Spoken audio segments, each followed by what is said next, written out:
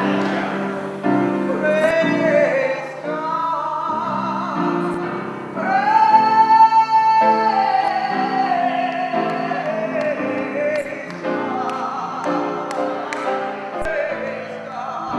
Reverend Dr. Calvin O. Bus III, senior pastor of Harlem's historic Abyssinian Baptist Church and president of Old Westbury College, a state university, was recently at the center of incident involving an alleged parking violation in the village of Harlem.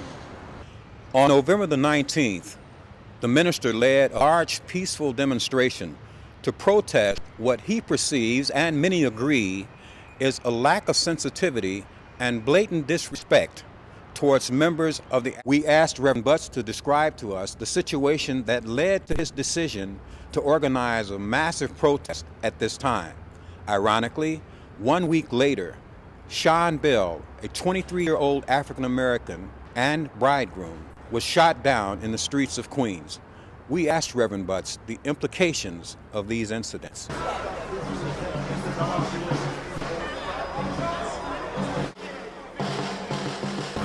About a month ago, I was on Lenox Avenue trying to get some food for my granddaughter. I pulled into a bus stop, didn't realize it was a bus stop, went into the restaurant to get the food. My wife knocked on the window and said, "The police are here." And so I ran out immediately to move my car. I moved my car into a legal space, and when I got out of the car, well, they were writing a ticket because they hadn't started to write it. And I said, "Why are you writing me a ticket? I moved as you asked me to." And then the white male officer, because the one writing ticket was a Latina female officer. The white male officer, "Because you showed attitude." Well, when he said that, I really got angry. Since when is attitude a ticketable offense? Recently become more and more unnecessarily aggressive in its dealings with non-threatening, non-criminal, unarmed male blacks in our community, not engaged in any criminal activity whatsoever. There's been a whole lot of unnecessary contact. In this particular incident, it was involved in an alleged traffic infraction. It should have never escalated to the point where a prominent member of our community was disrespected. It was out here because we want to go, because we have to. We must. It was about an attitude toward us. Because those of you who have not experienced it, you will. But have experienced it at one time. And if you don't check it now, it erupts into the kind of violence that we saw in Jamaica. It's the same attitude, the same sense of superiority. It's just fueled by too much alcohol and the readiness to use a gun. What was supposed to be the first day as husband and wife for a Queens couple has turned into a day of anger and protest. This after 23-year-old Sean Bell was killed and two of his friends left hospitalized by a barrage of police bullets just hours before Bell was set to be married yesterday. In the Diallo case in 1999, when the investigation was on the four officers, eventually what emerged was an investigation with regard to the street crimes unit. Eventually that unit was disbanded. Similarly here, 100 Blacks in law enforcement are saying we need to investigate the unit. 50 rounds is an enormous amount of rounds to be fired in a civilized community. And as I stated, especially when individuals in the vehicle weren't returning fire. I was out there in order to send a call for the respect of, the situation was this.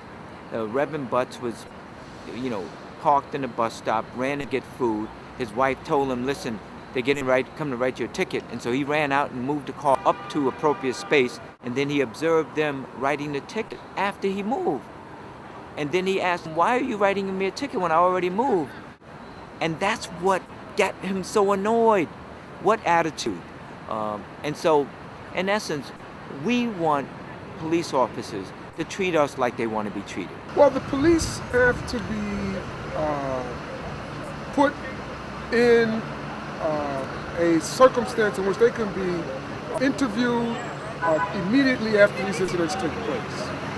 Right now, it seems as if there's a rule that allows them not to be immediately looked at.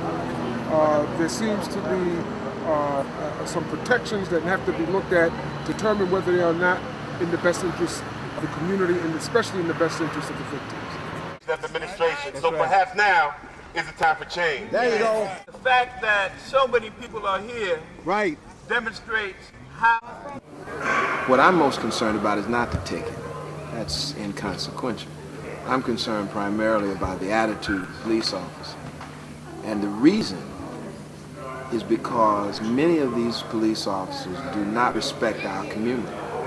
Now, if you take his attitude and you put that together with alcohol, people that police don't recognize even after a minute, you have the kind of explosive situation that we saw in Queens with the shooting of Sean Bell. 2 undercover officers called for backup after witnessing a dispute between a group of men, which included Bell, and another individual. Cops say Bell then got into his car with his friends and rammed his vehicle into the undercover police officer who was following them and an unmarked police van. It's not clear if the officer identified himself, but cops say the officer and 4 other cops fired at least 50 shots at Bell's car, hitting him twice, once in the right arm and the neck. 2 officers in the minivan exited their vehicle and fired a total of 34 shots between them. One of the 2, a 12-year veteran of the department, fired 31 times. The other, a 4-year veteran, fired 3 times. Bell was pronounced dead at Jamaica Hospital, and cops say some of the officers at the scene suffered minor injuries. Joseph Guzman, who was in the vehicle with Bell, was shot at least 11 times, and a 3rd occupant of the car, Trent Benefield, was shot 3 times. Police say they did not find a gun in Bell's car, but the investigation is just beginning. I can't characterize the shooting at this time. And the police commissioner over the outrageous conduct. Do you feel that this incident and these incidents that you have made reference to have national implications, or is this purely a local issue? This is clearly not a local issue. This is not a neighborhood issue. This is not a borough issue. This is the Harlems of the country experiencing this. And so we know that it's taking place across the river in New Jersey. We know that it's taking place all the way out west and from coast to coast, from north to south. This march that we held a week ago yesterday was because the community is fed up with this. You continue to put these insensitive police officers in our community who don't respect us, and then when that disrespect grows to a level where they feel like they've been dismissed or they just want to exercise their authority, it can lead to murder. It can lead to Amadou Diallo, it could lead to Abner DeWeema, it could lead to Doris Mann, it could lead to Zongo or Sean Bell. Eleanor Bumpers, Michael Stewart, Clifford Glover, and the list goes on, Yvonne Smallwood, the list goes on and on. And so it just so happened that we decided to march last Sunday. And then this event took place. This helps our community to see even more clearly that these police officers don't respect us. These are men and women of great respect. That's right. These are men and women who deserve.